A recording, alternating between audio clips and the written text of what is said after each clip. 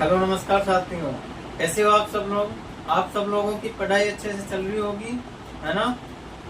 और मैं आपके लिए स्कूली जो विद्यार्थी है उनको डाउट रहता है ग्रामर में, इसमें ग्रामर में, तो आपके लिए आपकी कोचिंग जबरदस्त सेशन लेकर आया है ज्ञान क्लासेस। इसमें आपके सारे डाउट क्लियर होंगे और आपको कभी प्रॉब्लम नहीं आएगी, ऐसा मैं वादा करता हूँ कि ग्रामर में छोटी से छोटी चीज बेसिक से अपन चलेंगे। तो चलिए चलते हैं। सभी को राधे राधे, राम राम। कैसे हो आप सब लोग। आपकी पढ़ाई अच्छे से चल रही होगी, बुक आपने पढ़ रहे होंगे आप स्कूल में, है ना। तो चलिए आज का सेशन अपन स्टार्ट करते हैं। तो अपन पढ़ेंगे व्याकरण, और व्याकरण में आज की क्लास रहने वाली है सिलेबस डिस्कशन पर, कि जो स्कूल में 9वीं में पढ़ने वाले विद्यार्थी हैं, 10वीं में पढ़ने वाले विद्यार्थी हैं, 11th में पढ़ने वाले विद्यार्थी हैं और 12th यानी 12वीं क्लास में पढ़ने वाले विद्यार्थी हैं, उनको अब दिक्कत नहीं आने वाली है, क्योंकि ज्ञान क्लास लेकर आया है आपके लिए अभी के लिए व्याकरण। अभी के लिए व्याकरण, धीरे धीरे सभी चीजें लागू होगी, सभी चीजें पढ़ेंगे अपन। चिल भी होगा, फन भी होगा, लेकिन पढ़ाई बहुत जरूरी है और पढ़ाई अपन करेंगे। तो अपन क्लास 9वीं,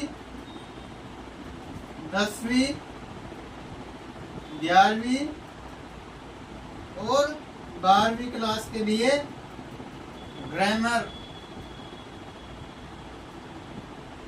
क्या ग्रामर का अध्ययन अपन करने वाले हैं, या फिर मैं कहूँ इंग्लिश ग्रामर की बात हो या संस्कृत व्याकरण की बात हो, संस्कृत व्याकरण की बात हो या हिंदी व्याकरण की बात हो, अपन तीनों में ही ग्रामर पढ़ेंगे। क्या पढ़ेंगे? ग्रामर। ग्रामर अपन पढ़ने वाले लालियों, तो देखिए हिंदी, इंग्लिश और संस्कृत। संस्कृत व्याकरण अपन सबसे पहले पढ़ेंगे, क्योंकि संस्कृत का जो ज्ञान है वो बहुत जरूरी है। संस्कृत ही सभी भाषाओं की जननी है। क्या जो ये संस्कृत है लालियों, जो ये संस्कृत है ये सभी भाषाओं की जननी माना जाता है। भाषाओं की जननी माना जाता है किसको? संस्कृत को। संस्कृत को सभी भाषाओं की जननी माना जाता है। अपन इंग्लिश भी पढ़ेंगे और हिंदी भी पढ़ेंगे। संस्कृत ग्रामर होने के बाद में आपके बीच में मैं हिंदी व्याकरण लेकर आऊंगा। हिंदी व्याकरण होने के बाद में इंग्लिश के कुछ टॉपिक्स जिसमें आपके डाउट रहता है, जैसे आर्टिकल हो गए, आर्टिकल हो गए, टेंस हो गए, है ना। आर्टिकल हो गए, टेंस हो गए, एक्टिव पैसिव हो गए, एक्टिव पैसिव हो गए, है ना। आर्टिकल हो गए, टेंस हो गए, active passive, direct indirect, direct indirect, इन सभी की बात अपन करने वाले इंग्लिश में, है ना। टेंस को क्या बोलते हैं? काल बोलते हैं। और अपना काल आएगा, अपन को बिल्कुल टेंशन नहीं लेनी है लालियों। अपन बहुत मजेदार पढ़ने वाले हैं, इनको कभी डाउट नहीं होगा, कभी भी डाउट नहीं होगा, और आप कभी भी भूल नहीं पाओगे। तो चलिए अपन पढ़ेंगे संस्कृत व्याकरण। क्या पढ़ेंगे? संस्कृत व्याकरण। संस्कृत व्याकरण अपन पढ़ने वाले लालियों। उससे पहले बेसिक्स की बात करेंगे, है ना। तो 10वीं क्लास का सिलेबस देख लेते हैं अपन पहले। 10वीं क्लास के सिलेबस की अपन बात करें, इसकी 10वीं क्लास के सिलेबस की अगर बात करें तो इसमें क्या क्या आते हैं? अपठित बोध आते हैं, है ना। ग्रामर आती है, कितने नंबर की आती है ये भी अपन बात करेंगे। पठित बोध आता है, रचनात्मक कार्यम आता है। संस्कृत में तो अपन चाहें और आप क्लास को अच्छे से लेंगे तो ग्रामर में एक भी क्वेश्चन आपके इस क्लास से बाहर नहीं जा सकता, है ना। क्लास से बाहर बिल्कुल नहीं जाएगा, क्योंकि अपठित बोध हो गए, रचनात्मक कार्य हो गए, अनुपयुक्त व्याकरण हो गई और पठित अवबोध हो गए, यानी आपकी बुक हो गई। तो बुक भी अपन पढ़ेंगे। सबसे पहले अपन साहित्य भी अपन पढ़ेंगे, क्या साहित्य भी अपन पढ़ेंगे और व्याकरण भी पढ़ेंगे। व्याकरण लालियों आपके 25 नंबर की है 10वीं क्लास में।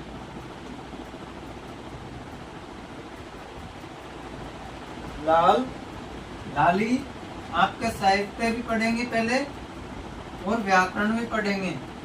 व्याकरण कितने नंबर की है? 25 नंबर की। केवल व्याकरण व्याकरण है, जिसमें आ जाएगा संधि, जो कि 3 नंबर की है। इसके 10वीं क्लास में 2 ही प्रकार चलते हैं, संधि के 2 ही प्रकार चलते हैं। एक तो व्यंजन संधि चलेगी अपने, और एक विसर्ग संधि चलेगी। केवल इतना ही है, केवल 2 ही प्रकार है। कितने मार्क्स का है? 3 अंक का है। क्या? संधि वाला चैप्टर 3 अंक का संधि वाला चैप्टर रहने वाला आपके लालियों। इसका संधि वाला चैप्टर आपके रहने वाला 3 अंक का, जिसमें व्यंजन संधि और विसर्ग संधि, स्वर संधि आपके मेंशन नहीं की हुई है 2024-25 के सिलेबस में। 2024-25 के सिलेबस में आपके मेंशन नहीं की गई है।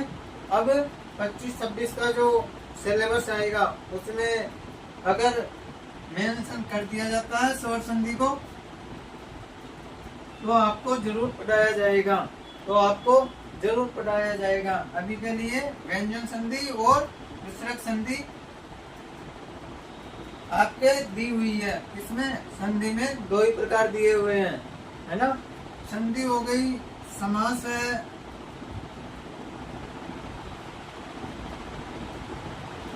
जिसमें से 5 भेद दिए हुए हैं। अव्यभाव हो गया, है ना, दिगु हो गया, कर्मधारय हो गया,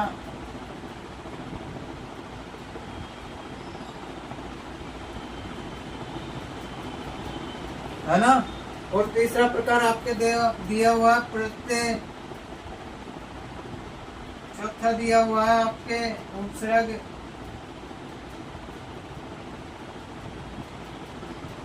इस तरह से आपके चैप्टर मेंशन किए हुए हैं। व्याकरण कितने नंबर की है? 25 नंबर की व्याकरण है लालियों।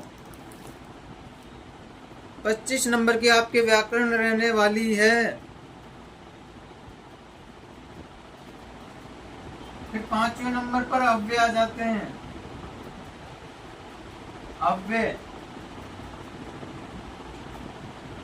अव्यय के बाद में शब्द रूप,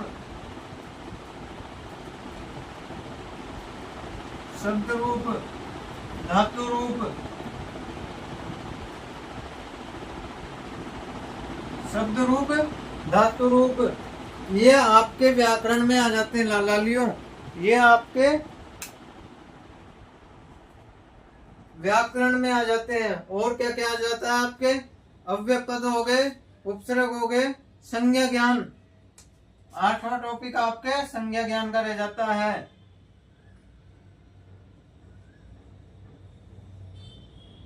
संज्ञा ज्ञानम, है ना, संज्ञा ज्ञानम का रह जाता है। और एक जो सबसे पहले अपन पढ़ेंगे वो माहेश्वरी सूत्र, या माहेश्वर सूत्र अपन पढ़ने वाले लालियों। इसके बाद में अपन दूसरे नंबर पर पढ़ेंगे अपन वर्ण विचार।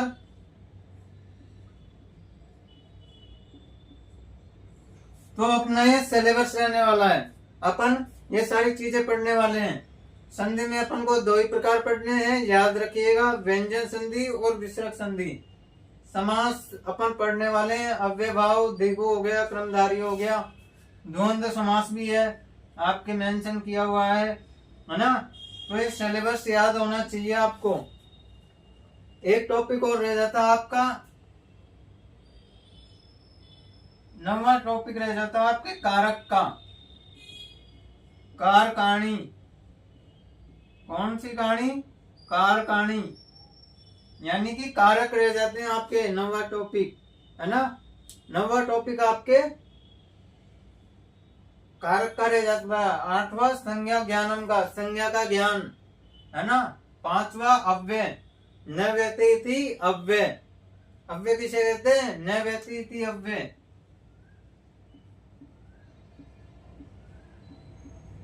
न व्यतीति अव्यय, जिसको बदला नहीं जा सकता, वो क्या है? अव्यय है। अपन समास की भी बात करेंगे, प्रत्ययों की भी बात करेंगे। सबसे पहले अपन पढ़ेंगे माहेश्वरी सूत्र। आपके जो पाठ्यक्रम में है वो माहेश्वरी सूत्र नाम से चैप्टर या ऐसे लिखा हुआ नहीं है कि माहेश्वरी सूत्र, जिस तरह से संधि समास प्रत्यय अव्यय ये लिख रखा है उस तरह से माहेश्वरी सूत्र लिखा हुआ नहीं है, लेकिन पढ़ना पड़ेगा क्योंकि इसके बिना व्याकरण अधूरी है, संस्कृत व्याकरण अधूरी है, क्योंकि इसी से नियम बने। अगर आपसे पूछे कि आद्गुण कहां से निर्मित हुआ, आद्गुण, प्रत्याहार कैसे बने, क्या प्रत्याहार कैसे बने, प्रत्याहार कैसे बने, तो प्रत्याहार तभी समझ में आएगा लाल लालियों, तब आपको माहेश्वरी सूत्र याद होंगे। माहेश्वरी सूत्र कितने हैं? 14 है। माहेश्वरी सूत्र कितने हैं? 14 है लाल लालियों। 9 और 5, है ना। अपन आगे बात करेंगे माहेश्वरी सूत्र की। कल की क्लास अपनी माहेश्वरी सूत्र की रहने वाली है लाल लालियों। किसकी रहने वाली है? माहेश्वरी सूत्र को। इसका अन्य नाम क्या है? शिव सूत्र जाल। क्या है? शिव सूत्र जाल। किसका अन्य नाम है? माहेश्वरी सूत्र का अन्य नाम क्या है? शिव सूत्र जाल। शिव सूत्र जाल इसे क्यों कहते हैं? माहेश्वरी सूत्र जो 14 है उसे शिव सूत्र जाल क्यों कहते हैं? महेश्वर सूत्र को शिव सूत्र जाल इसलिए कहते हैं, ऐसी किंवदंती है या ऐसा माना जाता है, कहीं लिखा हुआ तो है नहीं कि शिव ने डमरू बजाया, लेकिन एक इनकी उक्ति आती है, इनकी एक उक्ति आती है जो पाणिनि ने जो लिखा उसके बारे में कि नटराज राजौ, क्या? नटराज राजौ नौ पंचवारम, यानी कि शिव ने जो है 9 और 5 बार डमरू बजाया, जिससे माहेश्वर सूत्र निकल कर आए। माहेश्वर सूत्र का नाम माहेश्वर सूत्र कैसे पड़ा? क्योंकि अपने शिव है, जो भगवान शिव है, उनको महेश्वर बोलते हैं। क्या नाम है दूसरा? महेश्वर इनका दूसरा नाम है, तो इसलिए इनको महेश्वर सूत्र या शिव सूत्र जाल इनको कहा जाता है। आगे बात करें तो माहेश्वरी सूत्र कितने हैं? 14 है। माहेश्वरी सूत्र कितने हैं? 14 हैं। माहेश्वरी सूत्र 14 हैं, जिनमें से आई उण लील ऋग ए ओंग ए औच, है ना, अर्य वरट जबगढ़ 10 जब ये यमनम नासिका, है ना, खप छट छट तताऊ, ये क्या है? सूत्र है। और आ जाता है जैसे सर सर हल, है ना। ये इस प्रकार से 14 सूत्र हैं। किस प्रकार से 14 सूत्र बोले मैंने अभी, दोबारा सुनो। आई उण लील ऋग ए ओंग ए ओच, है ना, ये क्या है? स्वर है। यहाँ तक स्वर आ जाते हैं। 5 सूत्र स्वर के हैं और बाकी के 9 सूत्र हैं वो व्यंजन के हैं, जिसमें से आ जाता है हय वरट जब ये और जब गढ़ 10 हय वरट सर सर हल सर हल और हल तक हो गया, है ना। तो इस तरह से महेश्वरी सूत्र है वो कितने माने जाते हैं? 14 माने जाते हैं। कितने माने जाते हैं? 14। इनकी बात अपन कल करेंगे कि माहेश्वर सूत्र के बारे में और विस्तार से अध्ययन करेंगे अपन, है ना। इनके बारे में और विचार करेंगे। महेश्वर सूत्र के बाद में अपन पढ़ेंगे वर्ण विचार, है ना। वर्ण विचार। आपके एक टॉपिक और याद आ गया मेरे को, वो है उच्चारण स्थान।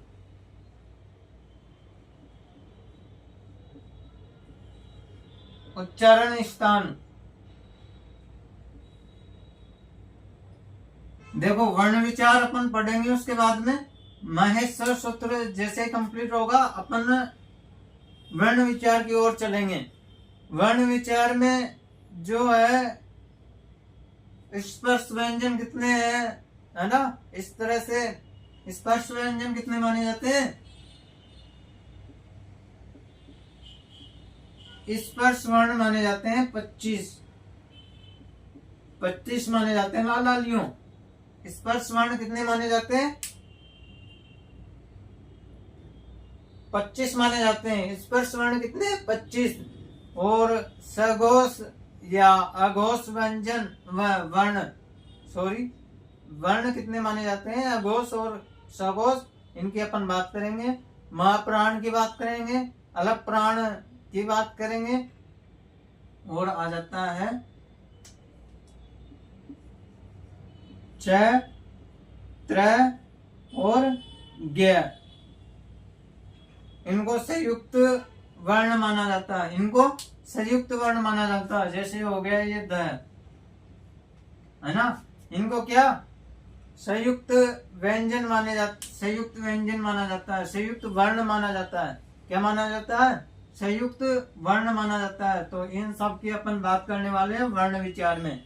किसमें करने वाले हैं, वर्ण विचार में। और फिर वर्ण विचार पूरे होने के बाद में अपन चलेंगे उच्चारण स्थान की ओर। उच्चारण स्थान किसे कहते हैं, जिससे अपन शब्द को निकालते हैं। जिस कंठ से, ओष्ठ से बोलने का जो माध्यम है वही है उच्चारण स्थान। जैसे अपन पढ़ेंगे अ का उच्चारण स्थान क्या है, तो इसका सूत्र आ जाता है अकु है, अकु है विसर्जनाम कंठ, विसर्जनाम कंठ। अकु है विसर्जनाम कंठ। है और क है और विसर्ग का उच्चारण क्या है, अकु है विसर्जनाम कंठ। तो इनका उच्चारण स्थान क्या है, कंठ है। ईचु यशनाम तालु। इस तरह से ये अपन उच्चारण स्थान पढ़ने वाले हैं। अकु है विसर्जनाम कंठ। एद तो कंठोष्ठ, ओदव तो कंठो, ओदव तो कंठ ओष्ठव। इस तरह से अपन पढ़ने वाले हैं। ऋतु रसनाम मूर्धा। जो ये मूर्धा है, जबड़े के ऊपर वाला भाग, इससे कौन कौन से शब्द निकलते हैं, तो ऋतु रसनाम मूर्धा। री आ गया, टवर्ग आ गया। तो ये कहां से निकलते हैं, मूर्धा से। मृद्धा, क्या, मृद्धा। इस तरह से ये अपन उच्चारण स्थान पढ़ने वाले हैं। इसके बाद अपन सीधा चलेंगे संधि की ओर। किसकी ओर, संधि की ओर। व्यंजन संधि और विसर्ग संधि आपके दे रखी है, जिसमें से आपके स्तुतु संधि है, स्तुतु संधि है ना, इष्टवेति संधि है। ये अपने 10वीं क्लास में पढ़ेंगे। ये सारा सब कुछ 10वीं क्लास में पढ़ेंगे लालियों। इसके बाद में समास। समास में अपन अव्यभाव, अव्यय जहां आ जाए वहां पर अव्यभाव, दिगु, है ना। जहां आ जाए माता और पिता, माता च पिता च, वह कौन सा होगा, दिगु समास। क्रमधारी है, प्रधान क्या होगा इसमें, पहला पद प्रधान अव्यभाव में और क्रमधारी में, द्वंद्व में। ये अपन बात करने वाले हैं। द्वंद्व समास, क्रमधारी समास, द्विगु समास और अव्यभाव समास आपके सिलेबस में दिया हुआ है।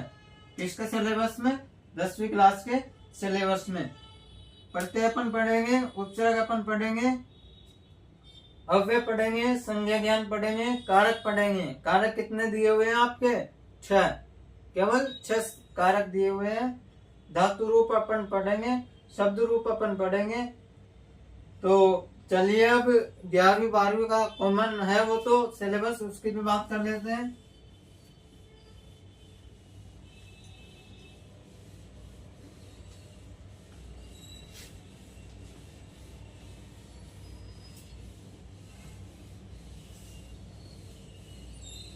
प्रिय विद्यार्थियों, आपकी पढ़ाई अच्छे से चल रही होगी और व्याकरण भी आप इस क्लास के माध्यम से पढ़ेंगे अब, है ना। तो आपकी तैयारी जो है अच्छे से होनी चाहिए। इसके लिए मैं आपके लिए ज्ञान क्लासेज जो व्याकरण का इतिहास लाया है वो आप ध्यान से पढ़ते रहिए। अब देखिए RBSC,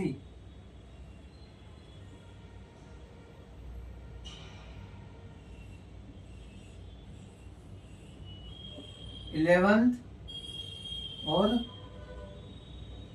11वीं 12वीं का जो सिलेबस है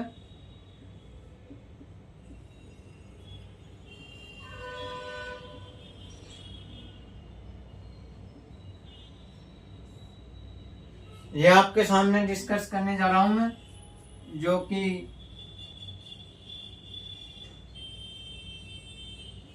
24-25 का सिलेबस है ये। तो आपके पहला टॉपिक क्या है? आपके संधि पूरी दी हुई है क्या? संधि आपके पूरी दी हुई है।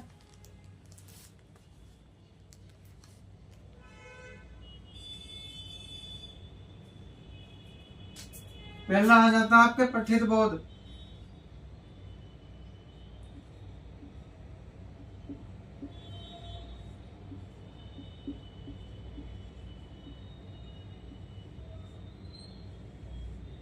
दूसरा आ जाता है आपके रचनात्मक कार्यम।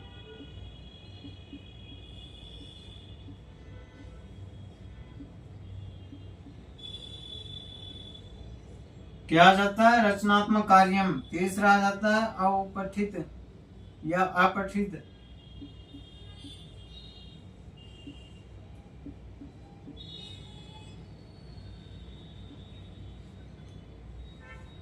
क्या आ जाता है? अपठित बोध। और चौथा जो हो जाता है आपके अनुपयुक्त व्याकरण।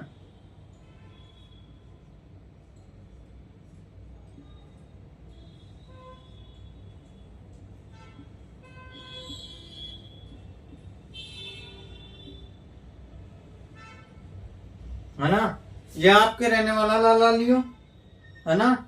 पठित बोध आपके जो है 10 अंक का है, 40 अंक का है, सॉरी कितने अंक का है? 40 अंक का ये रहने वाला है। रचनात्मक कार्य आपके 8 नंबर या 10 नंबर का रहने वाला है कम से कम। रचनात्मक कार्य जो है आपके 12 नंबर का रहने वाला है। रचनात्मक कार्य 12 अंक का आपके रहने वाला है। रचनात्मक कार्य कितने अंक का रहने वाला है? 12 अंक का रहने वाला है। और अपठित 8 अंक का। 8 अंक का अपठित बोध रहने वाला लाल लालियों। और जो है व्याकरण आपके 30 नंबर की रहने वाली है। कितने की? 30 अंक की व्याकरण रहने वाली है आपके।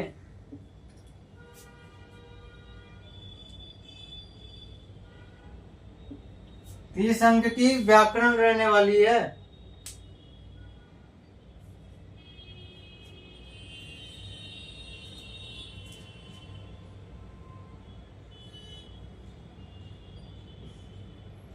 देखिए लाल लालियों,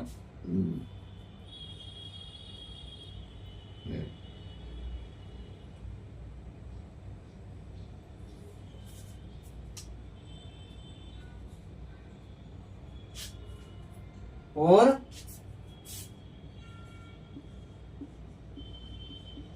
जो मेन अपन पढ़ेंगे दूसरे नंबर पर, पहले नंबर पर अपन पढ़ने वाले हैं व्याकरण को, और पांचवें नंबर पर अपन पढ़ने वाले हैं संस्कृत साहित्य।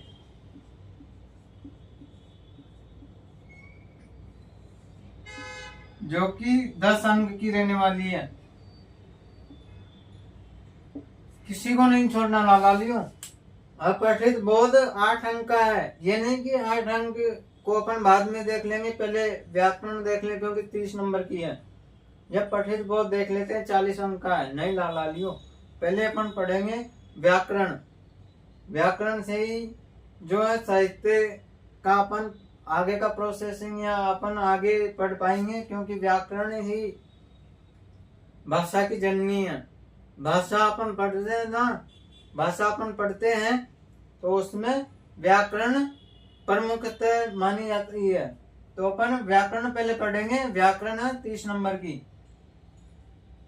अब पठित बोध हो गया, रचनात्मक कार्य हो गया 12 अंक का, पठित बोध हो गया 40 अंक का। आगे बात करते हैं आपके कौन कौन से टॉपिक जो है व्याकरण में दिए हुए हैं। इसमें व्याकरण में दिए हुए हैं उसकी बात कर लेते हैं अपन।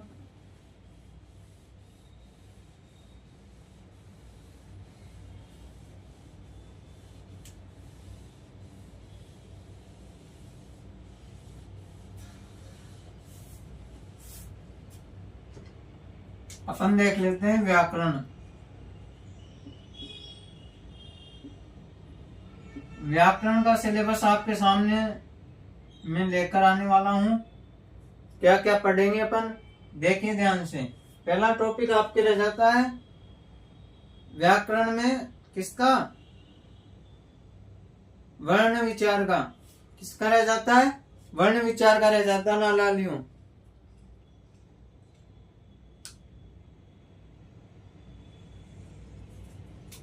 व्याकरण ये 11वीं का सेम सिलेबस है। पहला आ जाता है वर्ण विचार,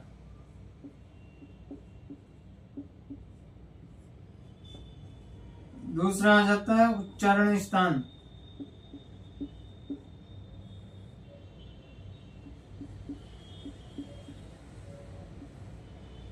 और समास और संधि।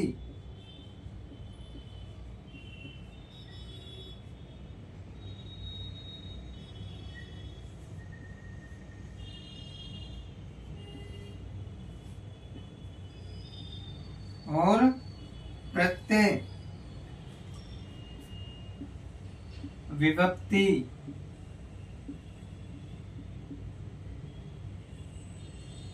या कारक।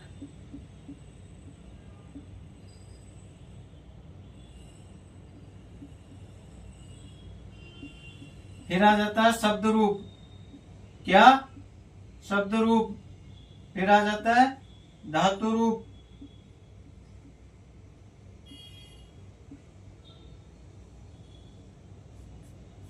अपन हिंदी में अलंकार वगैरह भी पढ़ेंगे, है ना।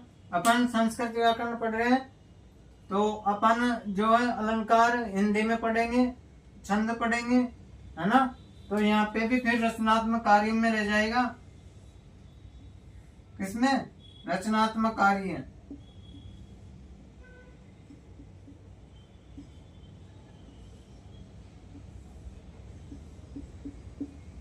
एक टॉपिक रह जाएगा आपके छंद का, और एक टॉपिक रह जाएगा आपके अलंकार का।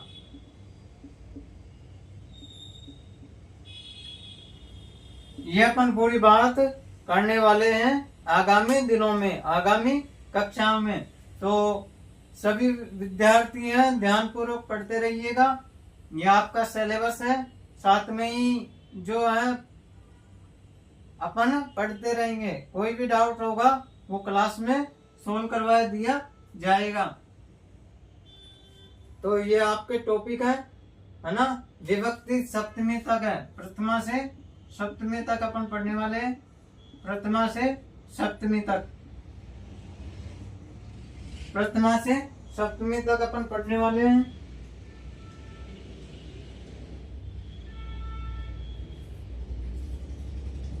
छंद पढ़ेंगे अपन, अलंकार भी पढ़ेंगे, शब्द रूप अपन पढ़ेंगे तीनों रूपों में।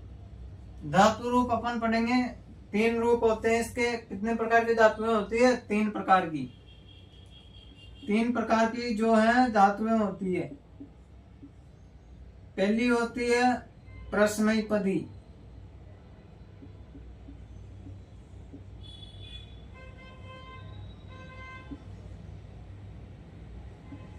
दूसरी होती है आत्मेयपदी।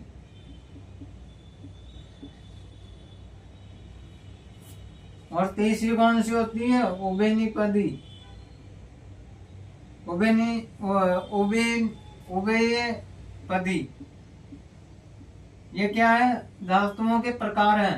ये तीनों रूप अपन पढ़ने वाले हैं। किसमें? धातु में।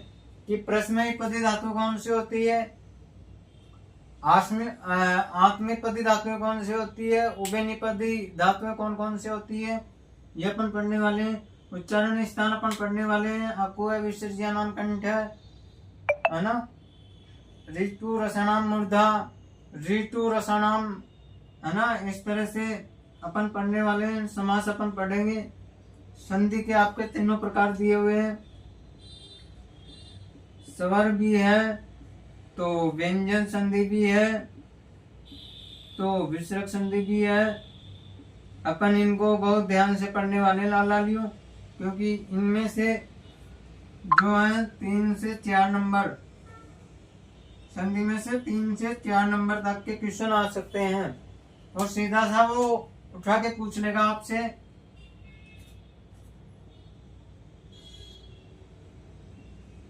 महर्षि में कौन सी संधि है, कौन से में? महर्षि में कौन सी संधि है, ये आपसे पूछ लेगा, है ना। दीर्घायु में कौन सी संधि है, दीर्घायु में कौन सी संधि है। इस तरह से संधि से आपसे क्वेश्चन पूछ लेता है। तो आपको कुछ नहीं, 1 सेकंड का ये है संधि, है ना। इसको अपन बहुत ध्यान से पढ़ने वाले हैं लालियों। देखिए, उपसर्ग प्रत्यय छंद अलंकार हो गए। ये अपन सारा बहुत कुछ, वैसे तो ज्यादा कुछ खास नहीं है आपके सिलेबस में, बहुत अच्छे से क्लियर हो जाएगा, है ना। चलते हैं तो आगे। अपन सबसे पहले पढ़ेंगे माहेश्वरी सूत्र। पहली क्लास रहने वाली है आपने माहेश्वर सूत्र की। माहेश्वर सूत्र की आपकी क्लास रहने वाली है सबसे पहले, है ना। फिर आगे बात करेंगे अपन। माहेश्वरी सूत्र कितने माने जाते हैं? 14 माने जाते हैं। माहेश्वरी सूत्र कितने माने जाते हैं? 14। अपन ने बात की कि माहेश्वरी सूत्र की, अभी थोड़ी देर पहले मैं बताया 14 कौन कौन से होते हैं, आई वन ले, है ना। इस तरह से माहेश्वरी सूत्र 14 होते हैं। इनकी अपन ने बात की है। तो माहेश्वरी सूत्र अपन पढ़ेंगे। इनको अभी बताया मैंने, शिव सूत्र जाल भी कहते हैं। शिव सूत्र जाल क्यों कहते हैं, इनकी उक्ति क्या है, ये अपन ने बात कर ली है। कल और भी बात करेंगे, है ना। तो चलिए, आज के लिए इतना ही सेशन रखते हैं, है ना। आज का सेशन इतना ही। सभी विद्यार्थी जो है ज्यादा से ज्यादा इसको शेयर करें, है ना, और कमेंट भी करें, जिससे मेरे को थोड़ा मोटिवेशन मिलता रहे। आप मेरा क्या हो? मोटिवेशनल हो। मोटिवेशनल क्या हो? तुम लोग हो। तो आप ज्यादा से ज्यादा इस क्लास को शेयर करें, सब्सक्राइब करें।